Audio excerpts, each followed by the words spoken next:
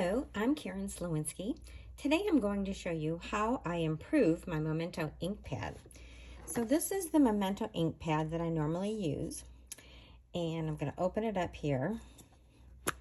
And you can see here that this is sort of a linen texture to this ink pad. So I'm going to stamp this butterfly,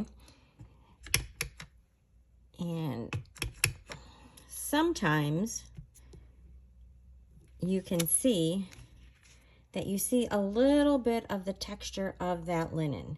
So it's not necessarily as black and crisp as I would like. So I learned this trick when I went to our convention in March. We were down in Houston, and somebody told me about this and I just had to try it out. So this is the white craft pad that you can order from Stampin Up.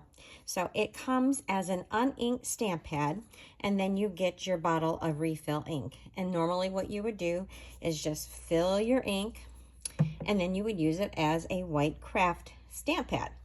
But if you want to use your Memento ink refill, and instead of using the white, go ahead and fill it with the black.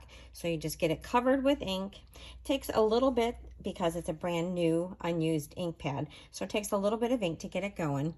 But what I love about it is that this is that foam, that spongy kind of background. And when I now stamp with that, I get that beautiful image.